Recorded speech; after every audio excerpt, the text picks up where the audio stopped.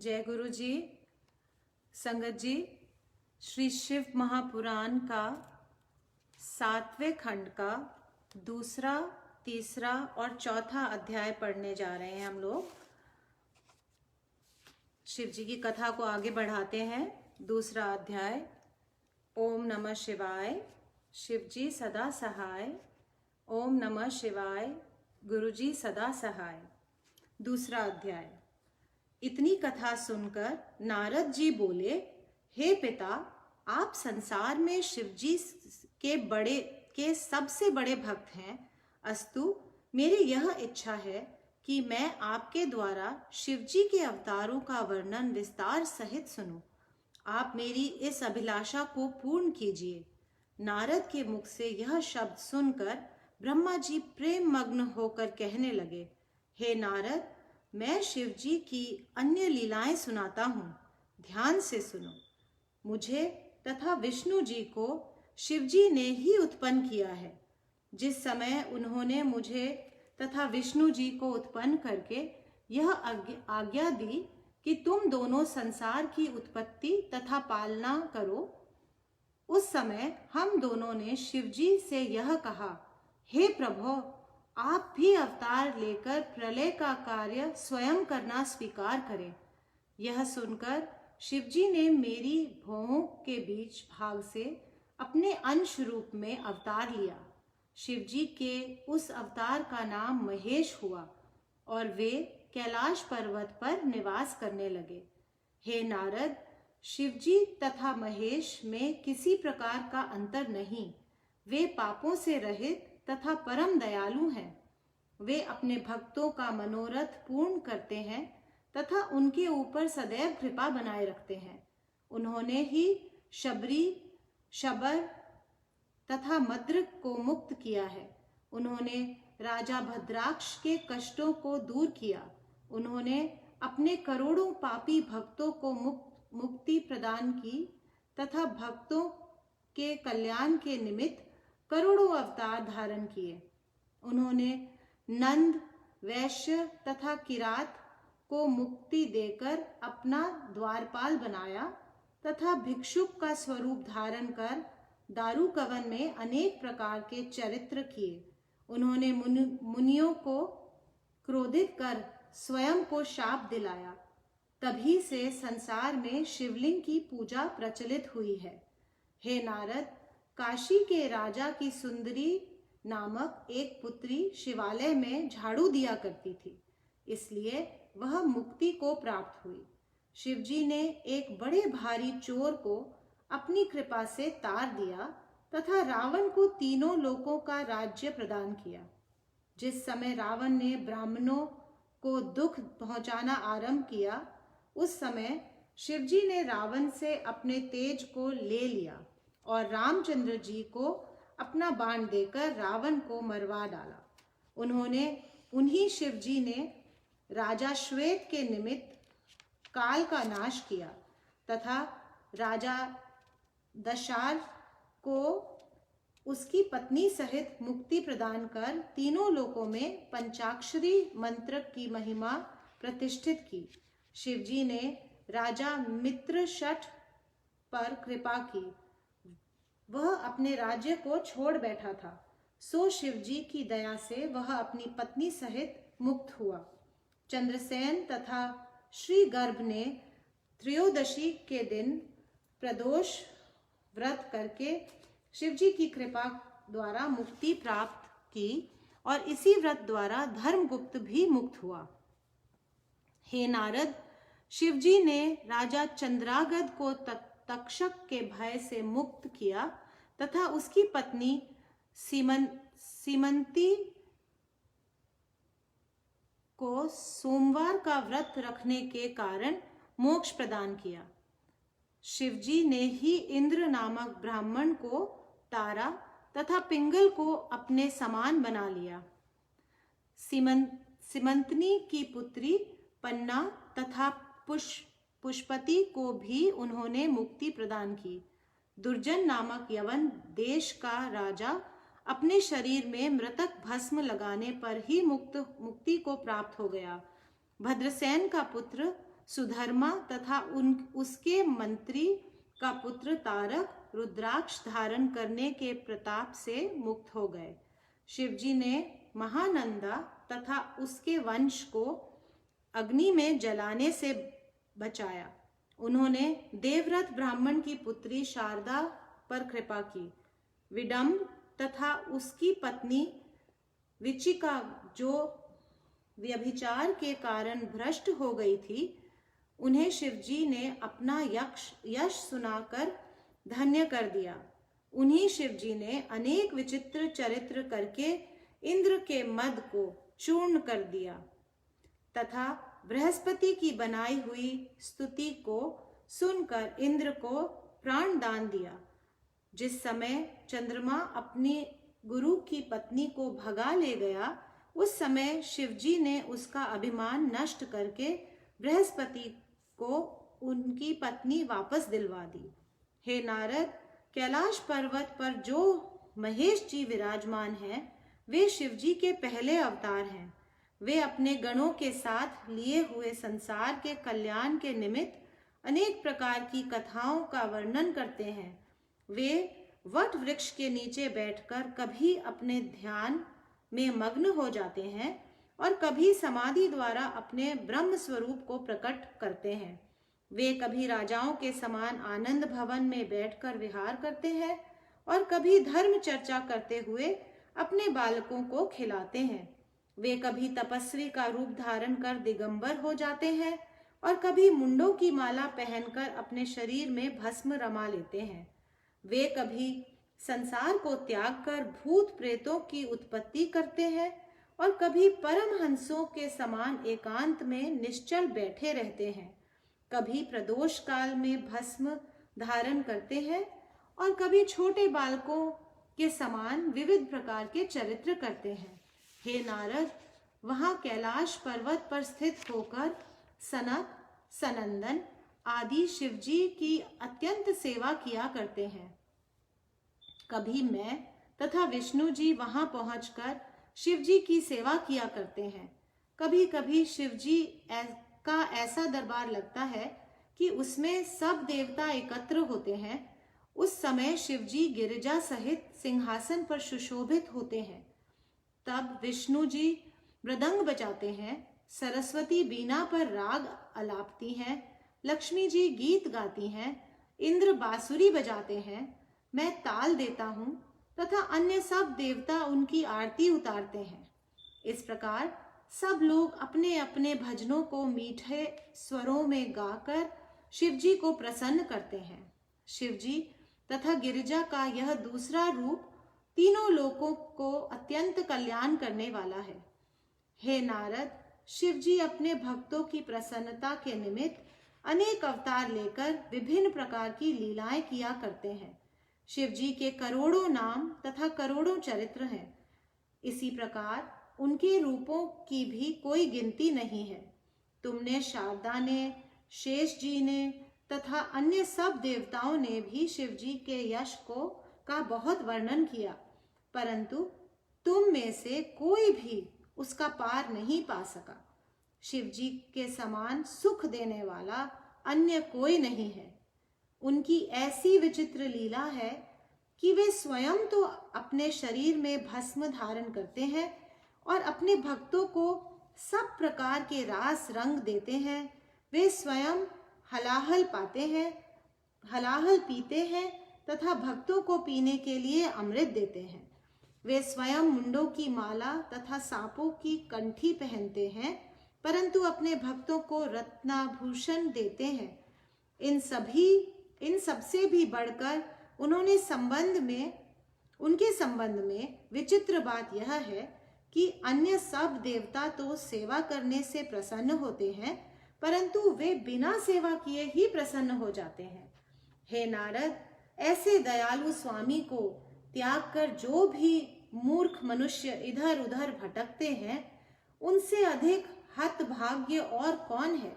वेद में लिखा है कि कैलाशवासी महेश भगवान सदाशिव के पूर्ण अवतार हैं। वे अपने इस सगुण रूप द्वारा अनेक प्रकार की लीलाएं करते हैं तथा अपने चरित्रों द्वारा भक्तों को आनंद प्रदान करते हैं।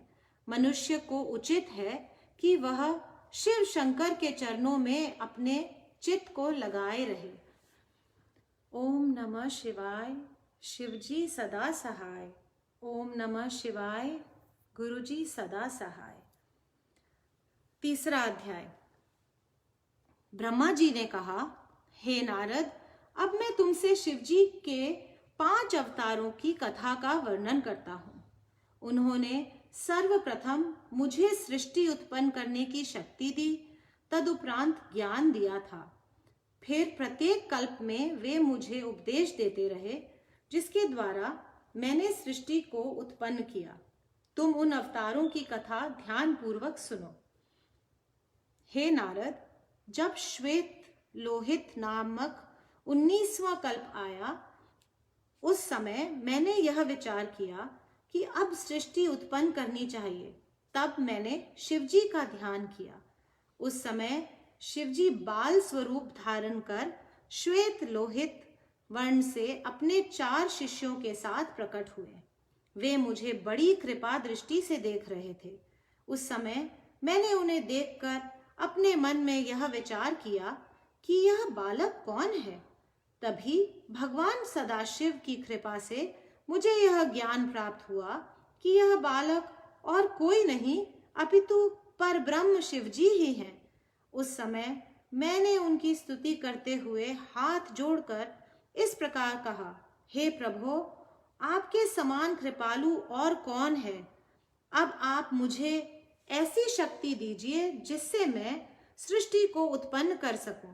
हे नाथ, आप मुझे यह वरदान भी दीजिए कि मेरे हृदय से आपकी भक्ति एक क्षण के लिए भी दूर न हो तथा सृष्टि उत्पन्न करने में मुझे किसी प्रकार का दोष न लगे।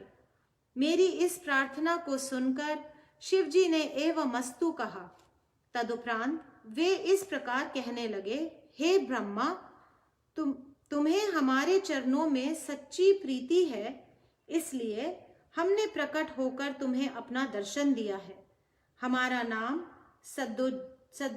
सद्योजात है और हम योग का प्रचार करेंगे।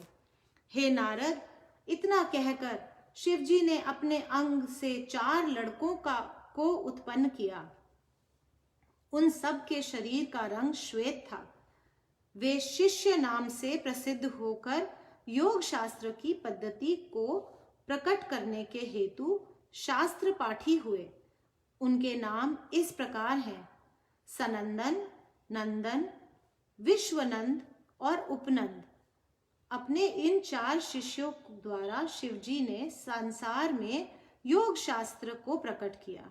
हे नारद, भगवान शिवजी के दूसरे अवतार की कथा इस प्रकार है। जब रक्त कल्प नामक 20वां कल्प आया, उस समय मेरा वर्ण लाल रंग का था। उस समय मैं लाल वस्त्र तथा लाल ही माला पहने हुए था।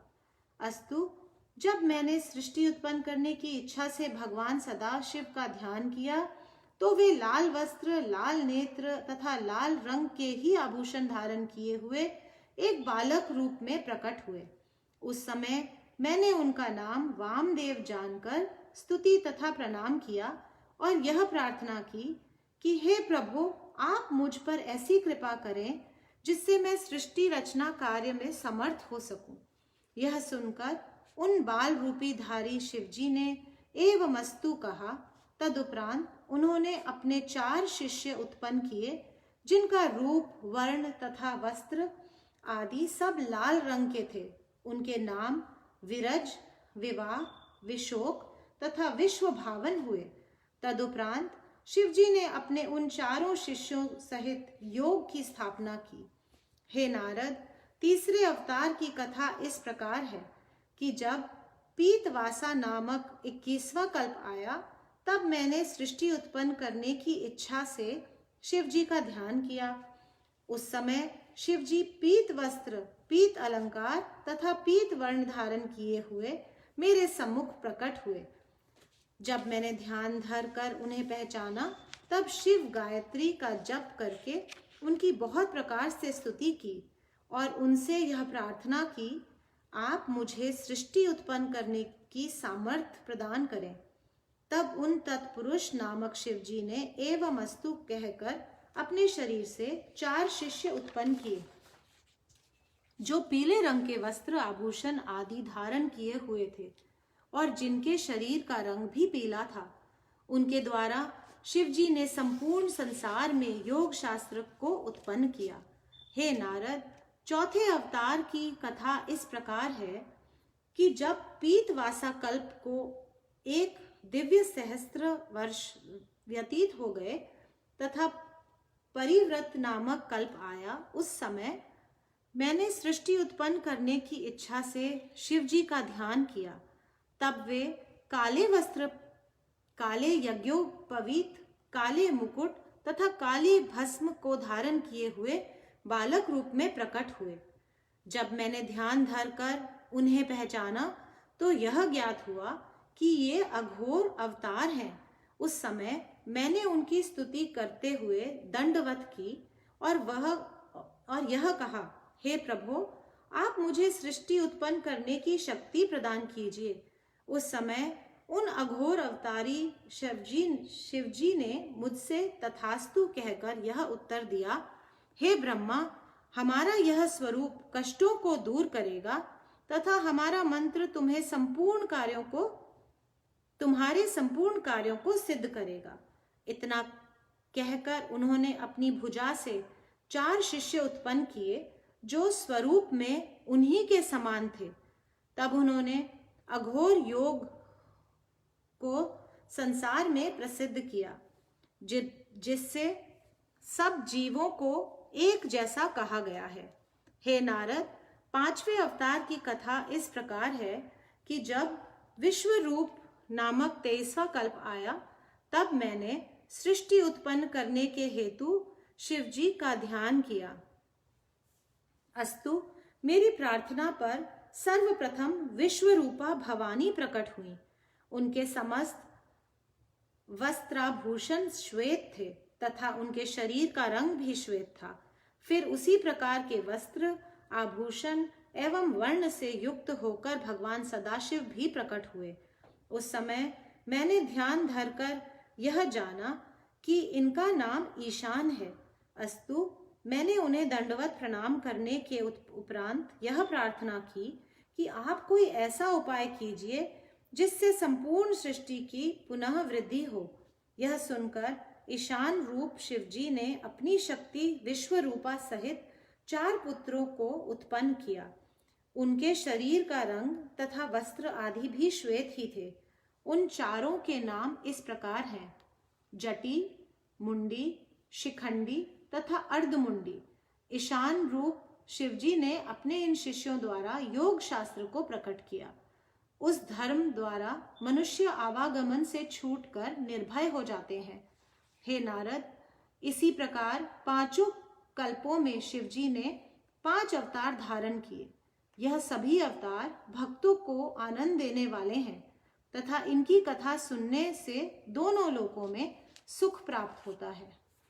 ओम नमः शिवाय, शिवजी सदा सहाय।